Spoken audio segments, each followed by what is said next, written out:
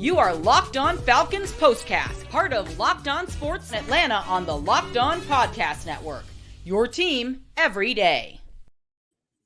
Welcome into the Locked On Falcons POSTCAST, your home for the best Atlanta Falcons football talk. It's local insight you can't get anywhere but right here at Locked On. I'm your host, Tenitra Batiste. Alongside me is Aaron Freeman. This episode is brought to you by PrizePicks. Go to prizepicks.com/LockedOnNFL and use code all lowercase Locked On NFL to win $50 instantly when you play $5. And the Locked On Falcons POSTCAST is part of the Locked On Podcast Network, your team every day. So the third of the Falcons slate of NFC South games wrapped with their third win in a row. We'll talk about how the bend but don't break approach sparked the 38-20 win over the Panthers today. But first, did somebody say run on them? Because that's what 7 and 25 thought they heard. Now, granted, Aaron, Kirk Cousins did have a respectable game going 19-30, 225 yards and a touchdown, but this game was really won on the ground. The Falcons, of course, rushed for over 100 yards for the second time this season, but even more impressive, Bijan Robinson, 95 yards on 15 carries for a couple touchdowns. Tyler Allgeier, 105 yards on 18 carries and a score, third 100-yard game of his career. How'd you like the rushing attack, I guess, especially with that last drive where you really saw those chunk plays that wore down that Panthers defense?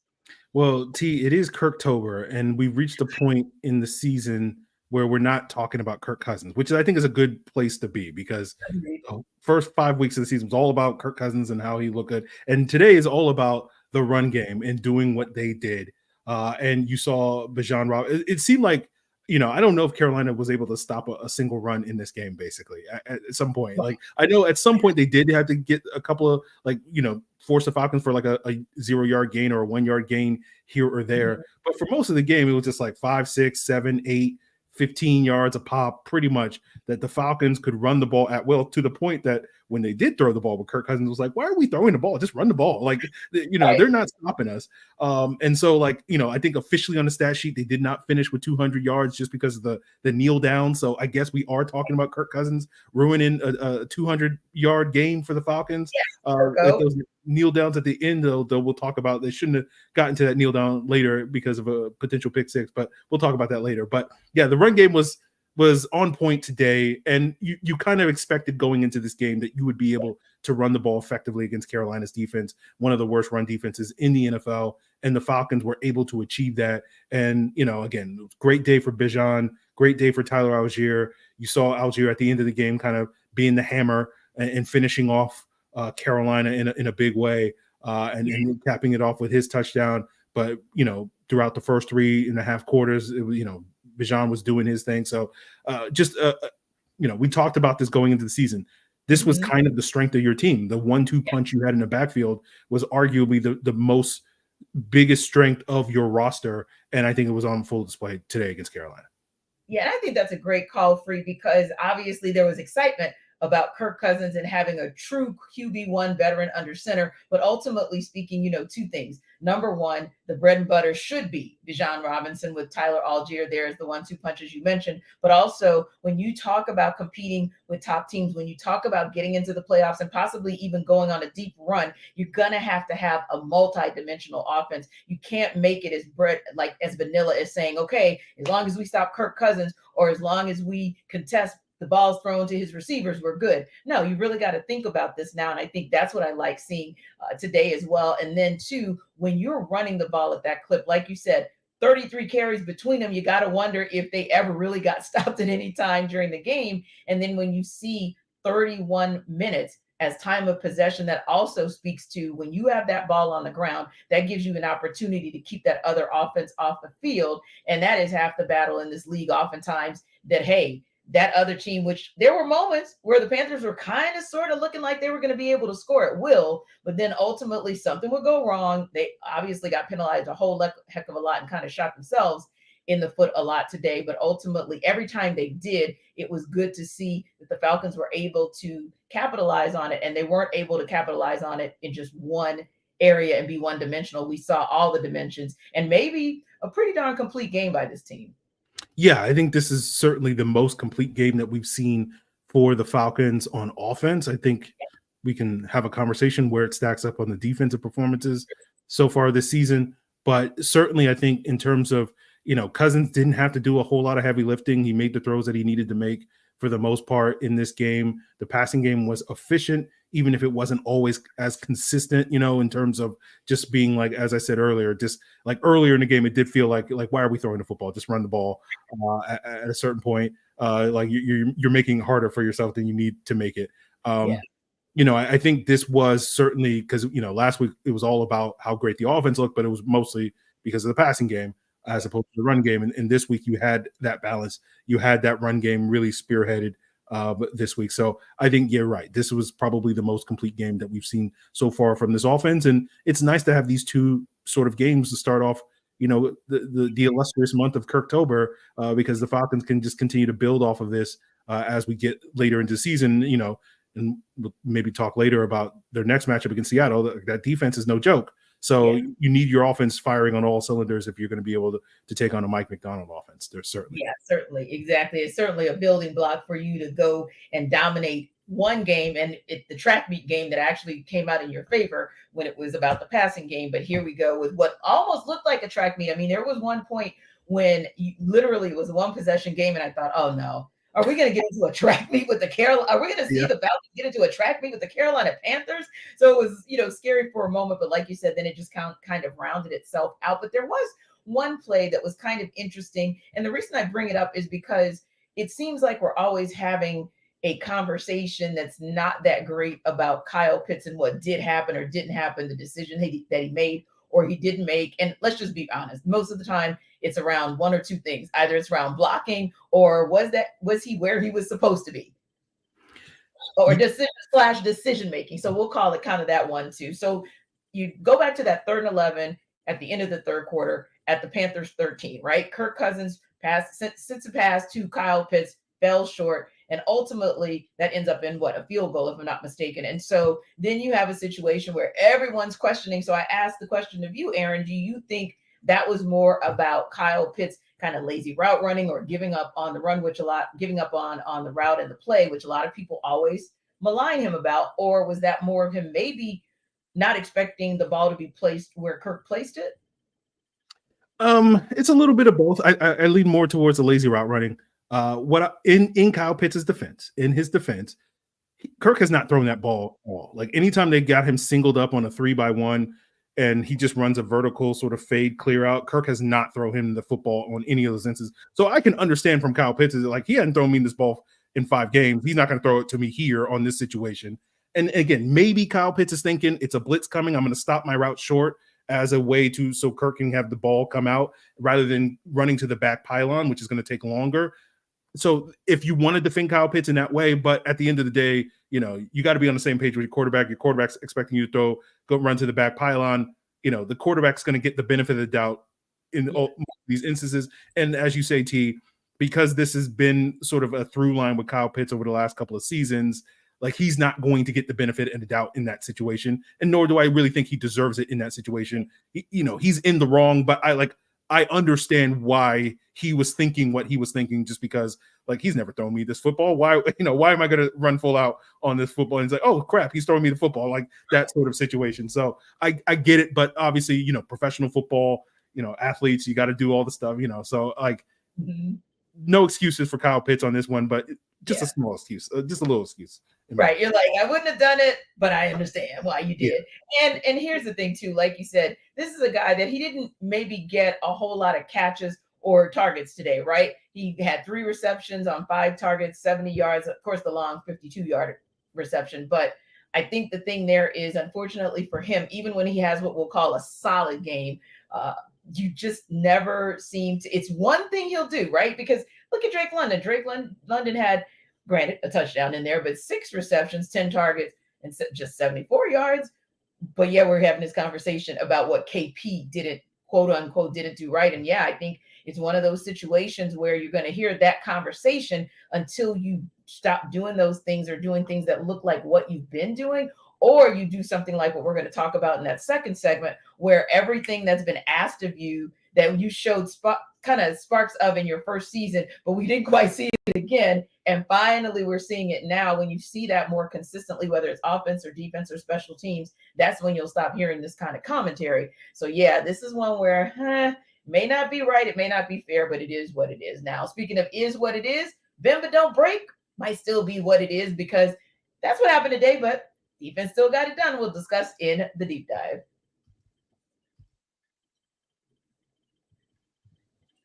This episode of our Locked On Falcons postcast is brought to you by him. So, guys, have you ever kind of felt like maybe those intimate moments that happen spontaneously and you kind of want to perform a certain way for your special lady? Well, it doesn't quite happen the way you want it to because maybe some things are a little bit challenging for you. Well, HIMS provides access to treatments that can help you to stay where you want to be in that intimate space and last longer, giving you that boost of confidence so you can be ready whenever the mood strikes. Now, your sex life is important. I mean, we're grown folks, right? So we can talk that way. And your schedule is busy. You don't have the time to go get a doctor's office, go to the doctor's office to get treated for ED. You don't have to, because HIMS, with them, you get a personalized ED treatment without stepping foot outside your door. So think about this.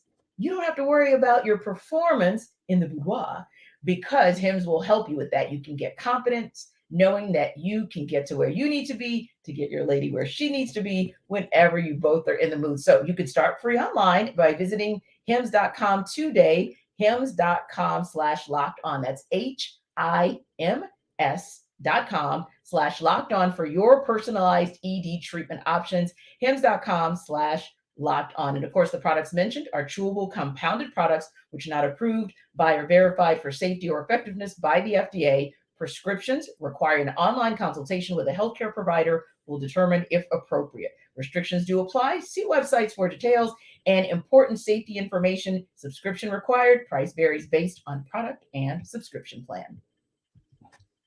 This episode of our Locked On Falcons postcast is also brought to you by Hillsdale College. Now, time is our most precious commodity, so you can't waste it scrolling through the same mind-numbing content for hours and hours. I mean, how can you spend it wisely to improve yourself? Well, history, economics, the great works of literature, the meaning of the U.S. Constitution. Did you study those things in school? Maybe, maybe not. Or even if you did, maybe it's time for a refresher. And that's where Hillside College can come in. Our sponsor is offering more than 40 free, that's right, free online courses, including Constitution 101, which might be a good look as we approach the presidential election for 2024. Introduction to free market economics, the great American story, the rise and fall of the Roman Republic, and so much more. So go right now to hillsdale.edu/locked on to enroll. There's no cost and it's easy to get started. That's hillsdale.edu/locked on to register.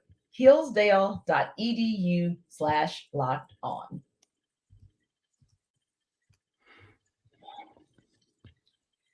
So you look at one of the plays at the beginning of the game, and it was kind of exciting because it's always cool when the defense can open a game forcing a 3-and-out, right? So I'll take it from the book of bend but don't break. The Falcons have played 6 games and not allowed a running back to gain 100 or more yards on the ground against them, including Chuba Hubbard, who only netted 92 yards, and the total rushing yards for the Panthers offense was 114. So what do you think, first of all, about the defensive front's efforts today in containing the run?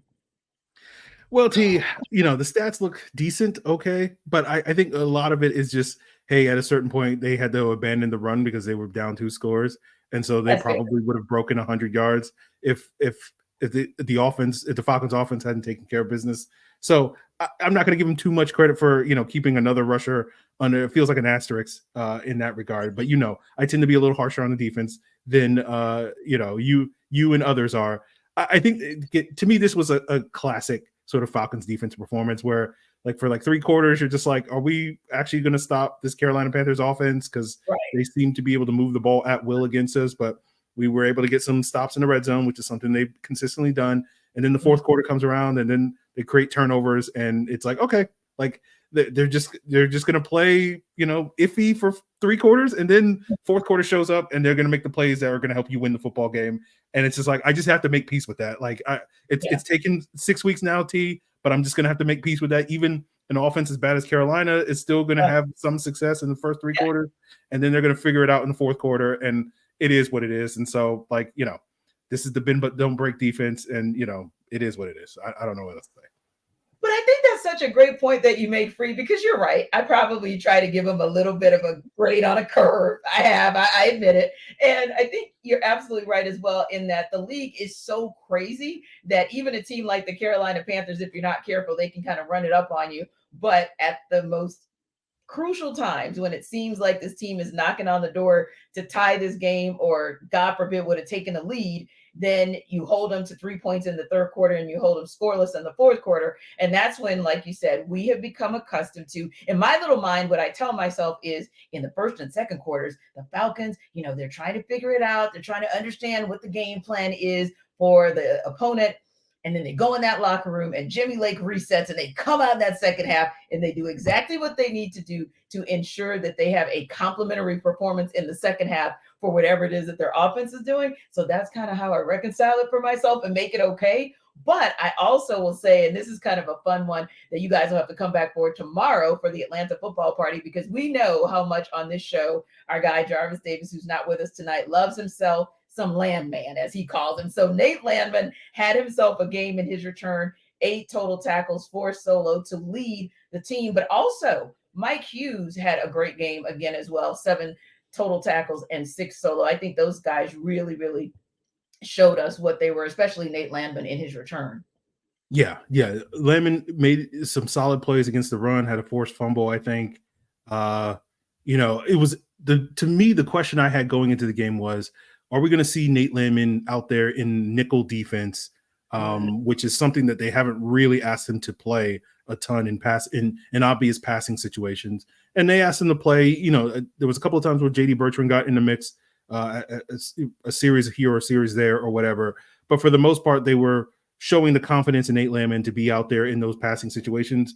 A couple of times he maybe got beat in coverage or whatnot, but I think that's a good step for Nate Lamman to sort of show, because the knock on Nate Lamman, or at least the knock I've had on him in my endless debates with Jarvis Davis, has been that Nate Lamman is a 2-down player, not a 3-down player. And Troy Anderson is a 3-down player. And so ultimately you want to go with the guy that can be out there in any situation, even if Troy isn't necessarily as good in every situation as Nate Lamman is in certain situations. But I think Nate Lamman being able to show, hey, I am also a 3-down player and I can get the job done out there every single down, I think is a big step in the direction for him.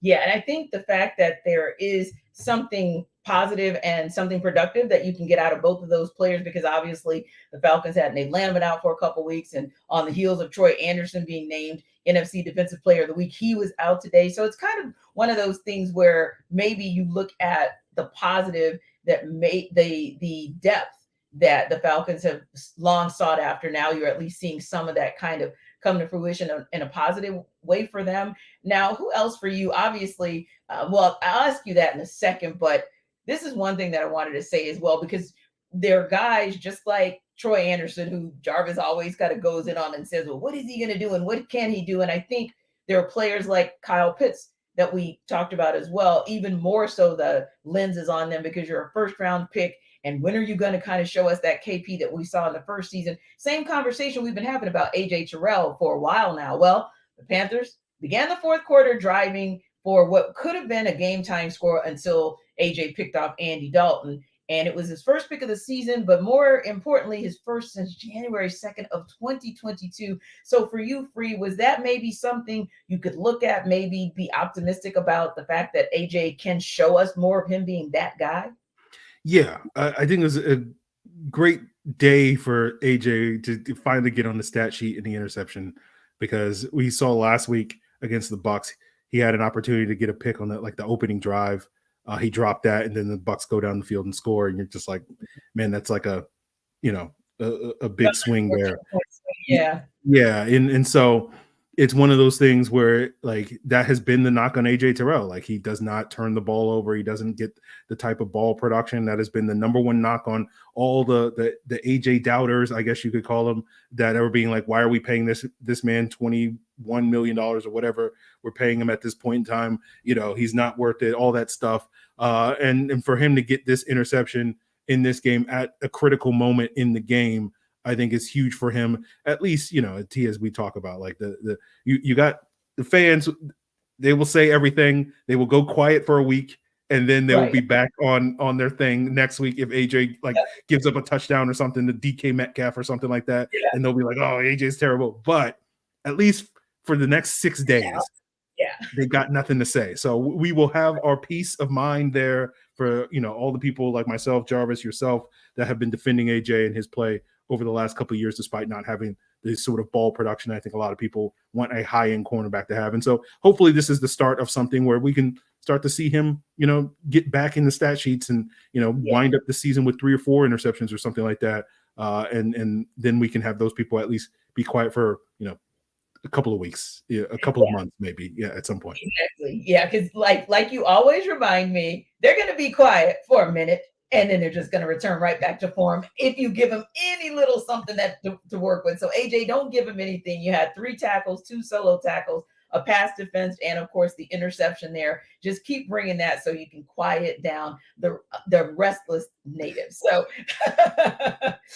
as this interesting game that we had today had some moments that made you scratch your head, but maybe not for you, but it was a head scratcher for me. So I want to ask Aaron if it was a head scratcher for him when we come back in What's Next.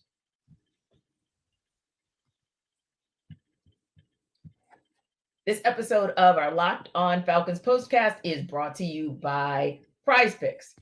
So, PrizePicks is that best place to get real money sports action. 10 million members, billions of dollars in awarded winnings, and PrizePicks has made daily fantasy sports accessible to all. You just pick more or less on at least 2 players for a shot to win up to 100 times your cash. Run your game all season long on PrizePicks. So think about this. You can now win up to 100 times your money on PrizePicks with as little as 4 correct picks. PrizePicks is also the best way to get action on sports in over 30 states, including California, Florida, Texas, and right here in Georgia. And also, it puts its members first, so all withdrawals are fast, safe, and secure. Because when your picks hit, you can get money in as quick as 15 minutes, which is so cool because, we live in a microwave society and we want everything right now. So download the PrizePicks app today and use code LOCKEDONNFL to get $50 off instantly after you play your first $5 lineup. Again, download the app today, use code LOCKEDONNFL to get $50 instantly after you play your first $5 lineup, because PrizePicks helps you run your game.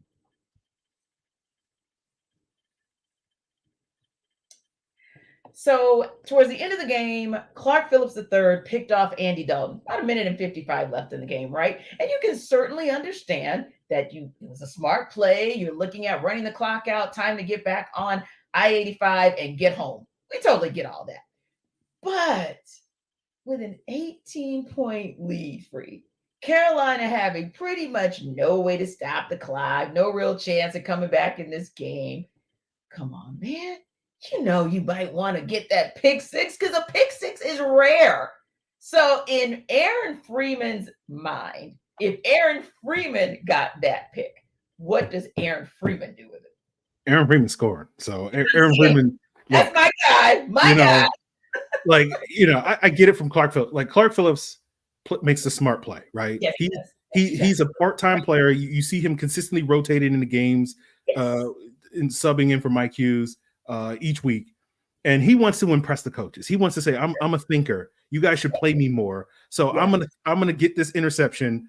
I'm gonna go down at the 5. We're gonna seal this win. The coaches are happy. Clark, we love you. All this stuff. See, he's playing the long game. He's playing smart. That's why Clark Phillips is an excellent DB, smart cornerback. Me, I ain't smart. I'm just gonna be selfish. If I'm in Clark Phillips' suit, and look, I ain't playing. I ain't starting. How many more opportunities am I going to get a pick 6? I don't know. So I'm scoring. We're up 45-20 or whatever the case may be. Kick the ball off, whatever. I don't care. I'll give up a 30-yard completion behind me because I got a pick 6. I'm just selfish. So this is why I don't play team sports, T. This is why I sit here on a podcast talking about team sports, because I'm very selfish. I want the spotlight as a host of a podcast. But Clark Phillips, you do you. If it was me, though, I'm scoring. Me too. I'm telling you, Tanitra Batiste, pick 6, Tanitra Batiste for the score. Tanitra. Like, that is what I want you to keep saying. I do not care that you say it's a smart play. It's so funny because my thought was that as well. I was like, well, Jimmy Lake and Raheem Morris are going to be so impressed by the mental fortitude that Clark Phillips III had in that moment that so many others don't have in that moment. And then the very next thing I said, I don't give a damn. I know I'm smart. You know I'm smart. I'm on this team. You keep in some critical situations when you don't have Mike Houston and you feel like there's not that much of a drop-off. So you know what kind of player I am. But as for me in my house, we're going for a score, period. Point blank, period, man. Because people don't have opportunities to say that. Here's the thing, Aaron. You're sitting back, talking to your grandkids about that time that the Falcons played Carolina, and we're looking at their third straight win against the NFC South opponent. Well, Granddad, what'd you do? You taking him for a score when you got the pick? Well, Granddad was trying to be smart and just kind of thinking about that bigger picture. And the story ends right there, and the grandkids go to somebody else because that makes no sense to them. Because But anyway, that's the way we look at it. But shout out to you, Clark Phillips III, because Aaron is right. Sometimes in these situations, you have to play the long game. You know your coach and your coordinator far better than us, and you know that that's what they would have wanted to do. I would have been high stepping. Because that would have guaranteed me to be on Sports Center, to be on Football Night in America, to be on all the highlight shows. Because when they do the quick highlights, they just show one play from the game, and they would just show me high stepping in that pick six, and that would have been the play of the game. That would have been the only highlight from the game, and I would have been like, hey, look, I'm on Sports Center. Look, I'm on NFL Network. So I would have done that. But Clark, team guy, he is what he is. But like, come on, Clark. Like, what are we doing? Like, you got to take the opportunities. How many times are you going to get a pick six? Get the chance to get a pick six. That's my thought. Like, I really, and even outside of like we said, being selfish or wanting the spotlight, but a pick six. I mean, that's like when the big man subs in on the O-line and he gets the touchdown. I mean, that's such a rare opportunity that he has. Or last week, I forget which team it was, but the big man who intercepted in the end zone. So these are things that just don't happen to certain players or certain at certain positions or certain instances very often. So that was my only thing. I was like, man, you may not ever get that chance again if we're keeping it real. Now, guys, just before we wrap up, we know that Aaron sits in certain places on certain things, like his real painful situation at the Falcons' decision to part ways with Keith Smith. That said, Charlie Werner had to have made you proud because he was gang on special teams today. He was out there blocking for Bijan Robinson to get that touchdown. Tyler Allgeier put the nail in the coffin. So whereas you may miss fullback Keith Smith, but you got to love what Charlie Werner did out there today. Yeah. Charlie Werner's doing good work. It doesn't hit the same T when it's a tight end and not a fullback, but, I'll take it. I'll take what I can get, at this point in time. And so, if I squint, I'm like, he kind of looks like a fullback. That kind of looks like they're putting him in motion, going this way, going that way, like he's a fullback on a lead block. So if I just squint a little bit, I can see a little Parker Hesse. I can see a little Patrick DeMarco and Ovi Mahaley and whatnot when I squint and watch Charlie Werner.